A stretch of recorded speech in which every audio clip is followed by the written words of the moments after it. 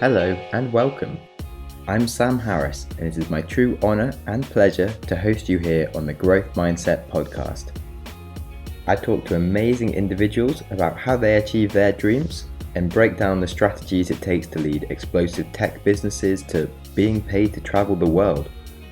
I deep dive into topics such as Bitcoin and fintech, or just how to get stuff done, with the goal of increasing our own collective wisdom and making us all happier, healthier, and wealthier. Who doesn't want that?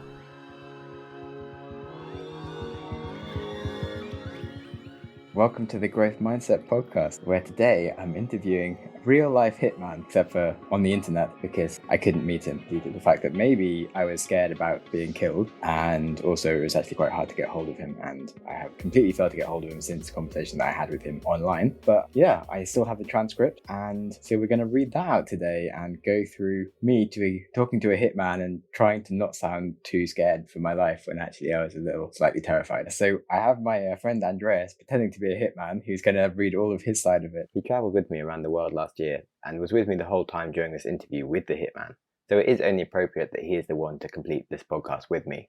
Also, he handily has a very slightly computer-like voice, and I often tell him he sounds a bit like Stephen Hawking, so we don't actually need to apply any voice effects to him, which is fabulous. So the first 30 seconds of the interview, we do take a while to warm up, and there's quite a few fluff-ups. But after that, the process of reading to each other goes wonderfully, and in general, I just really hope you enjoy this crazy, insightful interview into the world of Hitman, and just be prepared to have everything you know about the world change, because there's some truly astounding revelations inside. Hey, are you friend? I know him. He was in Armillaria Net a while back. Cool. So you interview people? So we deleted the next line because I need to do that for certain reasons. But we'll move on to the line afterwards, which is... The world is a messy place, lad. On Oh my god. On Armillaria. On Armillaria, we talk about drugs a lot. Kind of why I'm here, and kind of why I'm where I'm at right now. Yeah, sounds like he ended up in some dark places. So you run most of your life on dark side of things, or you have a legit normal life as well going on? Actually, don't tell me anything about a real life if you have one. I'm sure I told you. I do drugs and I'm a hitman. Actually, he didn't mention the drugs. They go hand in hand. See if someone fucks around with others or payment, they get a bullet in their head. Wow, that's mental. I hope you give a few moments to think about things first before the bullet in the head. Like, there's not much going back from that. I left the US 4 years ago to come to India. Strange, I know. But how I got into it was a life or death situation. I was excited to deal on the dark web. The guy I trusted started stealing thousands of dollars. I had a choice, put a bullet in his head or I get one. Wow, I have so many questions. I don't know where to start. So that was like back on the Silk Road? No, this wasn't Silk Road, but I've met a guy that was a hitman for them. Oh, crazy times. After that moment, I couldn't go back. I was made into a hitman. If I didn't do a hit, they would pay the next guy a little more to hit me too. Okay, so I guess you didn't ever expect to end up as a hitman. Would you say you're kind of unhappy as a hitman then? I would not say that I'm unhappy. Okay, well that's good, but it's not your preferred choice of work. If someone put a gun to your head and told you to hit some stranger, and after you get $1,000. Well, I'd feel a little shortchanged, but I guess first I would probably kill the person before thinking about the money. Your life is better than a few extra zeros. Yeah, true. So is that like the average hit price, or just they had you in a tight place and so they gave you 1,000? Most of the hits go for around $1,000. There are at least 200 hitmen around. Holy shit, that's like nothing. How is a human life so cheap? Like a funeral is more than £1,000. A psychiatrist bill is more than £1,000. After one hit, you don't feel anything. You feel dead inside. Ouch. So you felt that way since your first hit? It was harder with him because I knew him. It haunts me. I still see his face every day. Oh man. How come you were asked to hit him? Like, naturally, I want to know everything about how this happened, but if it's uncomfortable to talk about, don't worry. Also, don't mention anything specific, of course. So he started stealing money from some Indian drug lords. Our job was to transport drugs and get the cash. He started to steal the money. The drug lords found out and beat us up. He confessed, and when he did, one of the 6 other guys gave me a gun, and I was told to put one in between his eyes, or we both die. It was so they could make me scared and listen to them. Wow. That's intense. I hope you don't feel responsible. He shouldn't have risked it. And of course, they shouldn't have wanted him killed. So it's not really your fault. He He even told me to pull the trigger. He looked me in the eyes and said, "We will both die if I don't." Those words and his face haunt me. But the other people I hit was easy. I don't know them. Wow, the brain is weird. So, are they still your employer, or do you work freelance now? I work for them still. It's good pay, I get to party hard, and if I leave, they will kill me. Well, as long as you're still enjoying the partying, I guess that's all right. I totally can't deal with hangovers anymore, and I'm not even 30. So I've told you a bit about me. What about you? So do you interview hackers and hitmen? Well, I do now. Actually, technically, the first person I interviewed was the CEO of an Uber for Prostitutes app that me and my friend were kind of doing the same style business, and I wanted to know more about it. But then I realized that I just really liked interviewing people. But yeah, up to now, mostly CEOs and nomads and scientists and yoga gurus and cool stuff. But my mum was the first one. How do you interview them? Well, normally we sit in a room together and record an audio chat for a podcast. So I'm actually going to India next month if you want to meet in a random location that is in no way related to where you live. But also just text interview is more than interesting enough. Is this podcast online? I'm going to North Korea actually in 2 weeks to do some interviews there. But yes, the podcast is online. We can meet. Location will have to be in a moving car, in a busy area. Well, I'm visiting Bangalore and New Delhi, but I was thinking maybe I could just write a blog or find a friend to read out your side of the chat transcript and release as a podcast, because that would still be awesome. What is your podcast? growthmindsetpodcast.com. I have no interest in publishing anything you don't want me to, and you know who I am now, so yeah, totally up to you. I will be in touch. And at this point, he goes offline. And this leaves me with the slightly creepy "I will be in touch" message. And I just sort of sit there being like, I'm being researched and perhaps something bad's going to happen. And it was all a little bit scary. And then Andreas, who is kindly playing the part of the hitman, basically hugged me for about 20 minutes and wouldn't let me go and be like, bro, you're going to die. Bro. It was like, Andrea, you could let me go now. I was kind of feeling quite cool about myself interviewing a hitman, and it's sort of ruining my cred. This is not what I imagined. I was all like, I'm in the MI6. I'm going to be going to Bangalore and like interviewing crazy people in their cars. And instead I'm being hugged by a gay German, being told I'm going to die and all of that. But anyway, that all worked itself out after 20 minutes when the man came back online and we started talking further about the lives and adventures of a hitman.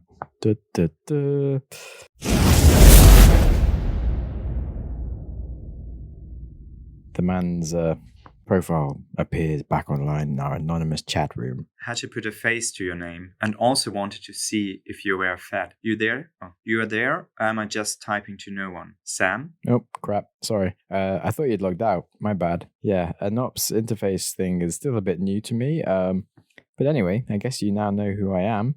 When do you get to India? April. So that's a while away. Sounds good. Yeah, so I guess I'd like to know a bit more about how secure this is to meet. Otherwise, maybe just an anonymous audio chat is fine. I picked a moving car in case you try something. If you bring me to a room, it could also be wired. I guess that works for your side, but equally I need to know that you're completely safe and that you never get discovered for having an interview with me, as maybe we both get killed and your employer sounds pretty mental. So what if they were watching you? They can't.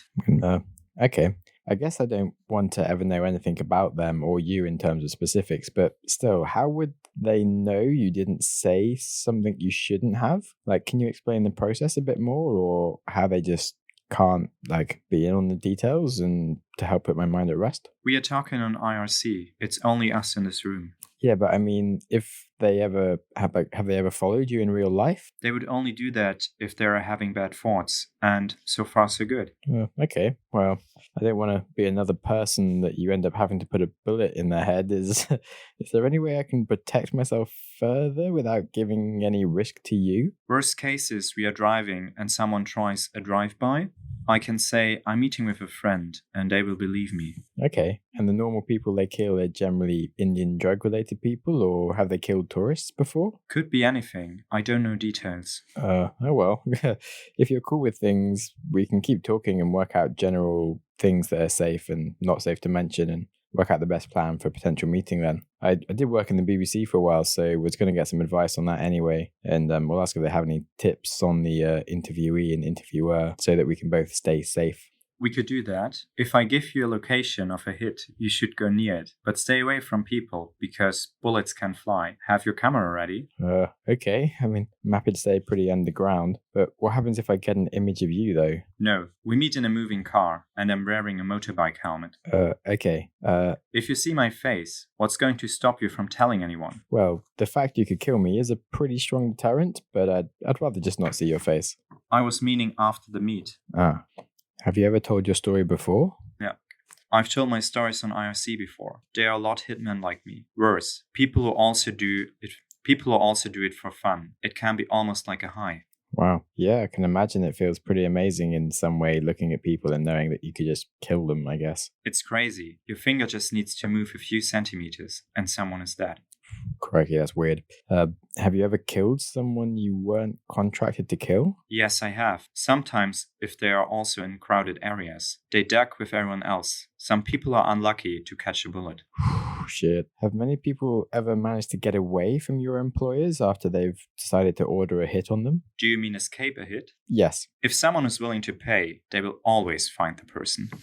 That's creepy. So basically, don't piss them off. End of story, which is fine by me, by the way. People get hit for cheating on partners. Hitman prices are about $1,000 to $10,000. There are over 400 hitmen. Jeez, I thought hitmen would be paid like 100K to like $1 million and be flying on jets around the world with hidden identities. So I guess I was pretty wrong. All hits usually within the country that you're in? High-profile people cost $50,000 to $100,000. I do it here. Has anyone ever asked you to kill Donald Trump? No. Oh, I'm surprised. I know some friends who are convinced he'll be assassinated before his end of his first term. What do you think the price would be for him? His suit is also bulletproof, and his tie. A price like that would be in the million. Yeah, I figured. Okay, so don't disclose who or anything, but can you vaguely describe the most high-profile hit you've ever done? Lawyers and judges. Oh, shit. Yeah, messing with the law seems dangerous. Do you think you could do something like that sort of hit in a first world country like the US or Australia? No, it would be a lot harder. But I do want to go to Australia, Gold Coast. Okay, that's kind of reassuring to know that the whole world isn't still up for taking. But do you think your industry will die out in maybe 20 years' time as India, etc., joins the first world level of order? Maybe. It's just a really messed up country. Has it changed much whilst you've been there? Only been here 4 years, not much. Fair. And did you want to go to the Gold Coast to work the same job or to live a chilled life? Live the chill life. Nice. Think that they would ever let you go? I know how to get hidden. Yeah. My friend gave me some advice, by the way, that if you're ever asked to do a job that you don't want to do, you should just pretend that you want to do it, but be really shit at it. But I guess that more applies to like when your mum asks you to do the ironing or the cleaning or something and you just mess it up, but you look really keen and she stops asking you to do it. I'm not so sure that's good for hitmen. Can you explain the process of getting hidden? No social media, no phone, no laptop or email, nothing tracking back to you online. So you're not going to launch a podcast anytime soon then? Can't do that. Okay, so really podcast though. Pretty sure it would be super fascinating to listen if you did. But yeah, having no laptop would suck and the future is only going to be more digital. So you wouldn't get like facial reconstruction or a new passport and stuff? Wouldn't go that far. We will see. I know who you are. Not threatening you, by the way. Just meaning I could contact you to meet up again. Ah, cool. Yeah, well, you can find my Twitter and Instagram and email on the podcast website.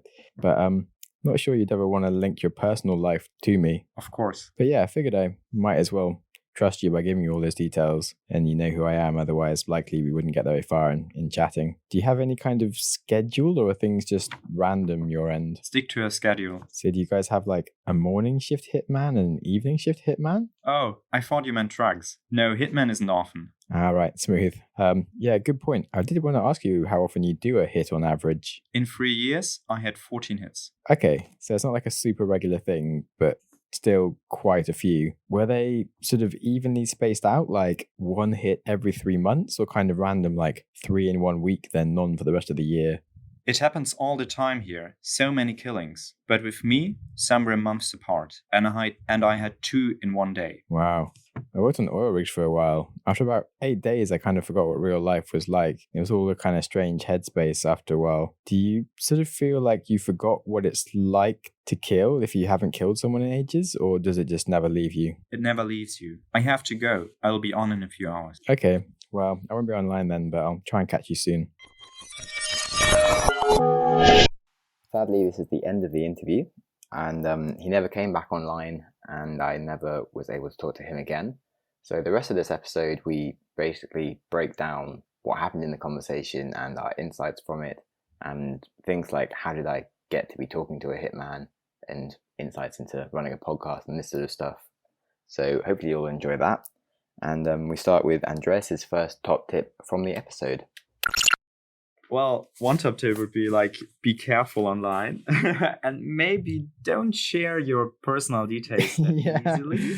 Yeah, perhaps that was just not quite needed straight away, but it seems to be all right. I would definitely say don't get caught up in drugs in India before you end up having to kill your friend. Exactly. That's really crazy. And probably always pay. Yeah, definitely someone asks you for some money, and if you bought some drugs or something, just give them the money. Oh, on unrelated note, like a week ago, some guy came up to me super stressed out, and like, give me a fiver, and he had like this big gash in his head, and like I was like, whoa, go away, you're creeping me out. But somehow I kind of ended up talking to him and like calmed him down. And turns out I had like 5 minutes to pay some gangster that you hadn't paid enough money to. And I actually just gave him a fiver. I was like, deal with your life. But yeah, some people are pretty horrible. And that was just in London. Wow. Yeah, and he was like stressing out. And like I kind of tried to teach him some sales because he was just like doing it completely wrong. He's like, no one was going to give him any money. And I felt kind of sorry for him. So I was like, don't like creep people out and stress them when you're on the street. Just try and be a bit nicer, and like, because no one's going to want to help you. Yeah, that was weird. Definitely. Yeah. And a fiver doesn't seem like much money for whatever it was. Yeah, life. You're like, I mean, can't you just go and work for like half an hour somewhere? And Yeah. Bro, did seem a bit odd, but yeah.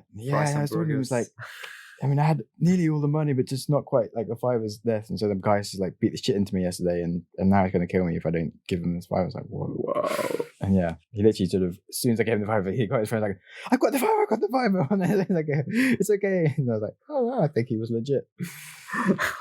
Yeah. Crap. So that was my nice deed for the day. Anyway, back to other lessons for the podcast. Yeah, don't get into the world of Hitman, and life is crazy cheap. Like $1,000 for one hit. It's nothing in India. That's crazy. Yeah. And even like people are weird. Yeah. And even lawyers and judges. Yeah. Sort of 1K. reminds you more of like where we came from when you like read books like Sapiens and stuff, of how humans sort of work and things. And like we have a society now like the UK and US where it's, well, the first world where things are a bit more structured and stop you from doing that. But when left to our own devices, then people just, kill each other and are pretty horrible, apparently. Yeah, I don't know what happened when you were in India, but I was trying to get a train through one point, and like there was just mass riots in the town and I couldn't do it. And there had been people being shot and killed and stuff. Yeah, you mentioned that. Luckily, I never experienced something like that while I was traveling through India. It's kind of weird. Any other top tips? Yeah, maybe it's interesting, or maybe you can give some tips in how you actually get in contact with the hitman without revealing any detail. So I got in contact with them via a anonymous IRC chat room for people to hang out. And the specific one I was on was a chat room all about drugs. And that's, I guess, where he was talking about drugs and stuff on there. And it was just a weird corner of the dark web. And so I was on like tour in this weird area with my own anonymous chat, and no one really would speak to me, but I got introduced to him specifically by my friend. And that's how we ended up talking.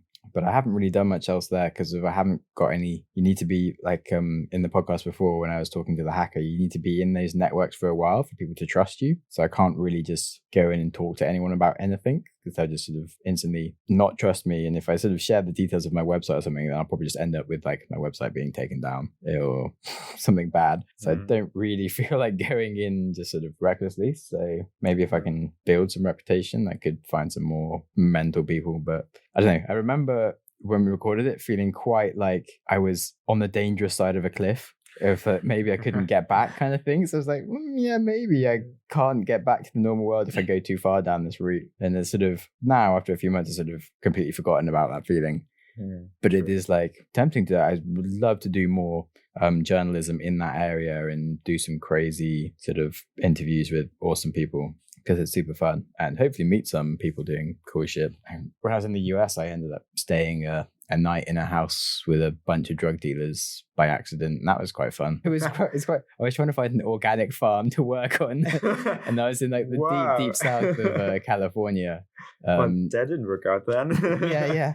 And like, so I knocked on these guys' doors, I gave them the name of this farm. They had no idea what I was talking about, but it was like really late, and I was lost. And they're like, "Oh, you just stay here the night." And then sort of later they got like put a ton of drugs. Like, "Oh, you don't just get high with us." I was like, okay, maybe. I mean, I was still like 19 and kind of getting high quite often at that point. And then some people came, and then like they bought drugs and they left, and I was like, oh, and they're like, yeah, we're drug dealers. It's fine, but you shouldn't go anywhere else because it's super dangerous around here, man. Stay with us, it's fine. And yeah, basically they were just like, you have to stay the night because of it's so dangerous here. I'm like, okay, this is sort of odd because you're like the dangerous people that I should be being protected from, is what I'm normally told, but you seem really nice, and I'm sure anyone else I meet is probably really nice as well, based on this assumption. But yeah, that's funny. Yeah, wow. Yeah, wake up in the morning and the first thing they do was just like have a beer and have another joint. I was like, whoa, okay, I'm going to start driving. But I'm still friends with them on Facebook. They're nice guys. Oh, really? Yeah, that's so funny. I just ended the podcast. Yeah, maybe you should. Yeah, it's a legend. Nice. Cool. Yeah, it's quite interesting actually how much people can get to know about you just over the internet. Like when they get your website, they can like check. I think they also get your address, right? Because of your domain. Yeah. And all these things. So yeah, it's kind of worrying. Yeah, the amount of data and trails that you have just around everything you do is kind of freaky. Yeah. Should we even mention that you can get your address like with your domain, because on the podcast I mean, people want to send me some nice mail. I run a good postcard marketing system. If you want to send me a postcard, first one will be free, so that'd be fun for you. Postery.com, postary.com. Yeah, with the ease of sending an email, you can send me a postcard, so that's cool. Yeah, but only postcards by Postery. Yeah, obviously. Send me a real postcard, like handwritten. Jeez. Who does that? Takes too long. Yeah.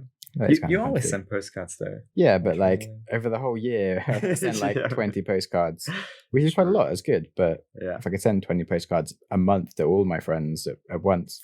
I have more than 20 friends, but like actually I doubt that, bother to write like a personal message and like pay for and stuff, because it just takes so long to like get all the postcards and write them a meaningful message. Well, it's a really nice process to do, but when you're trying to interview Hitman and do other things all at the same time, you're pretty busy. Yeah. Cool. Yeah, and how did you meet the guy who introduced you to that chat and the Hitman? Yeah, so basically staying in a hostel, and turns out this other guy in our room was we had this like really crappy internet network, and you only had like 100 megabytes or something before you got kicked off, and you only had like 100 megabytes per night. But this guy was a hacker, and he just sort of hacked onto the Wi-Fi so he could just get unlimited Wi-Fi, and he was just talking about that. And so I talked to him a bit more about the hacking, and then found out that he'd done things like stealing Bitcoin and other stuff, and was like, holy crap. So first thing I did was shut my PC down and everything, and like I didn't trust him at all. But I did ask to do a podcast with him, and then turns out we then had the podcast that was on the show last week, and he was a really cool guy and nice to people, and doesn't steal Bitcoin or anything so malicious anymore, and doesn't ever do anything bad with people who vaguely know him at all as well. So that's makes it easier to trust him. Then he showed me some other cool hacks and things after we did the podcast, and he introduced me to this Hitman because he thought he'd be a really interesting person to interview, basically. Well, to answer the question, was just traveling through hostels and finding people that seem to have any kind of something weird about them and getting to know them more, which is kind of how I've run the podcast, of just people that just seem to have something really different to anything I know about, and just being nosy and asking to find more about them.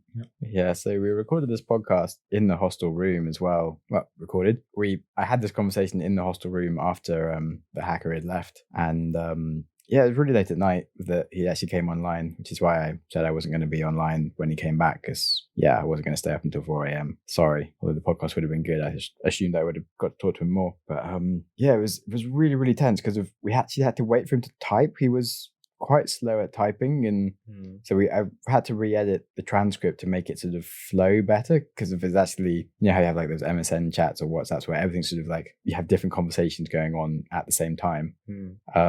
But yeah, it was super tense because of obviously I've never spoken to a hitman before, and I'm just like, holy shit, this guy kills people for like $1,000. Oh my god, oh my god.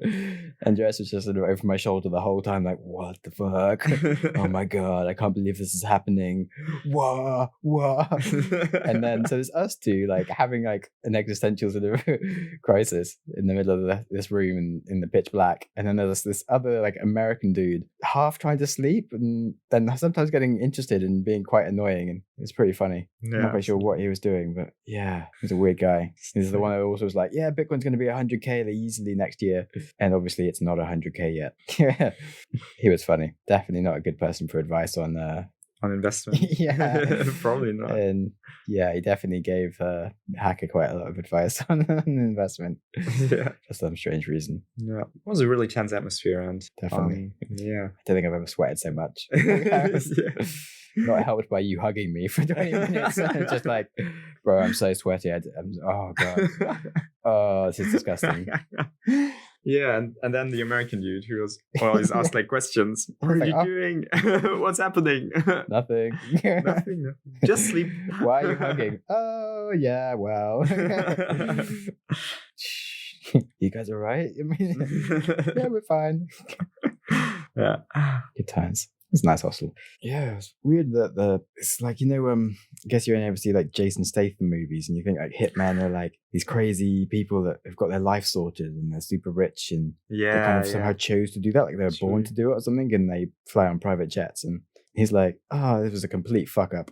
And I don't even get paid very much. And I live in India and I kind of party a bit or a lot. And you're like, wow, that is not at all what I had in my head as a hitman. No. And just how wrong the movies are is actually a really big insight, to be fair. Absolutely. And also the story, like how he got into that. Yeah, because it makes pretty intense. But it makes complete sense of how you get into being a hitman, because like no one would choose to really do that. I mean, I guess maybe his actual employers would also perhaps have been hitmen themselves. Maybe. It makes sense actually, because otherwise, when you think about it, if like no one does it, then it wouldn't work, right? Yeah, so someone's got to start like, you fuck me over, I put a bullet in your head. No. Or you become a hitman for me. No. But either way, someone's got to do a hit. No. But yeah, definitely, you think you thought about the psychology around it and you've watched all these movies and stuff, and turns out they're all completely wrong. No. So yeah, I had that here first on the Growth Mindset podcast. Oh yeah, it'd be so interesting to talk to this other like few hundred hitmen around the world and actually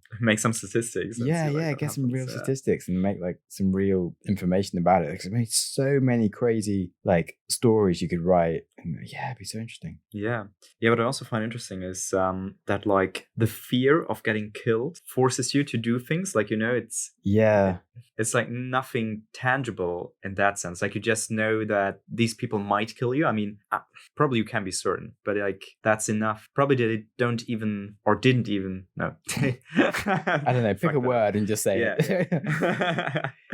They probably don't even need to pay your money actually. If you think about it. Yeah. The fact that some people just like doing it. Yeah, it's another whole side. I would like to talk to some like serial killers and sort of go into a jail or something to see what the hell's going on in people's minds. Because I just like psychology and understanding people better, I guess. Yeah.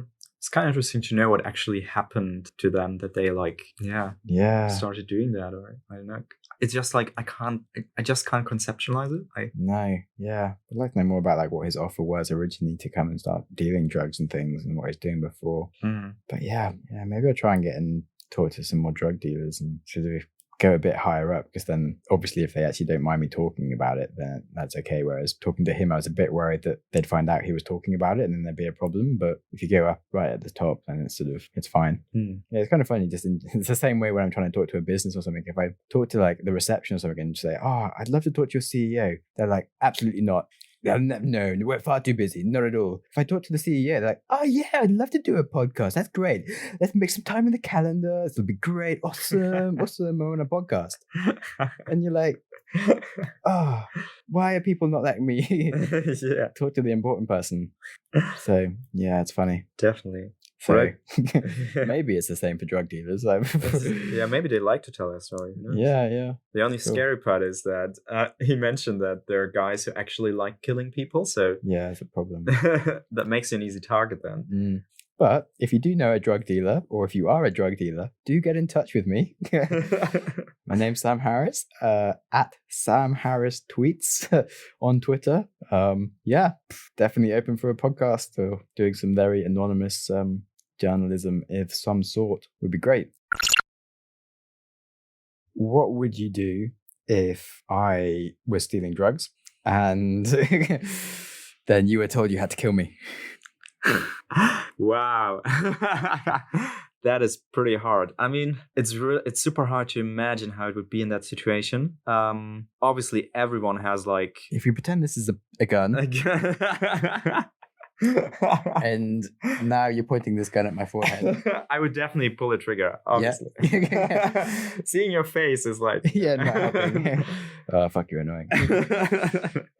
Yeah. But no, it's a super intense experience. I can't even like imagine how it feels like to be forced. You know, like when you sort of like play fighting with someone and you get a little bit annoyed and you just kick them harder than you mean to or something. And then you're like, oh shit, I shouldn't have done that. Yeah. Because you like really hurt them. Yeah.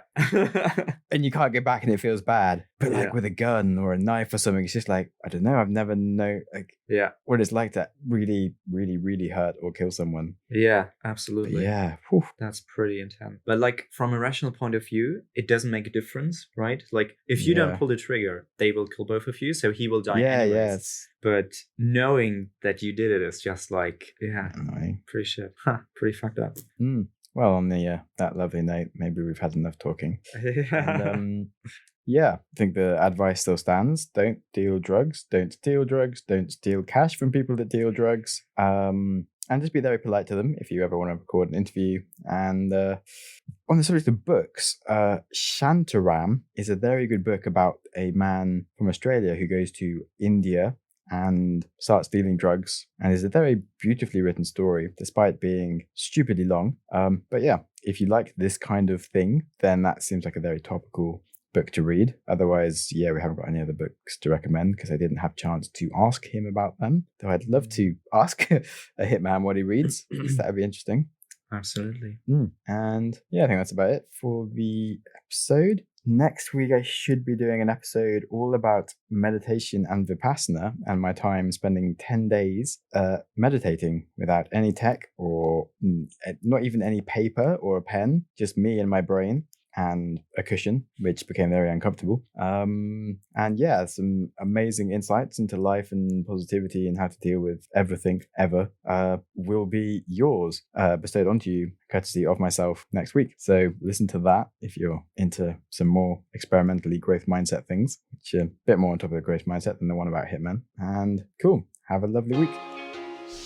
You've listened to an episode of the Growth Mindset podcast. If you enjoyed the show, please subscribe on your preferred app and give me a good rating. If you are unable to give good feedback right now, try sharing the show with a friend who will, or just wait for the show to improve. If you have any ideas for the show or you just want to reach out, I'd love to talk to you. On Twitter, I am at Sam Harris Tweets, or Instagram, SamJamSnaps. Show notes, along with links to everything that we discuss, are available at growthmindsetpodcast.com, along with information on how to get involved and blog posts on cool things that you should be aware of.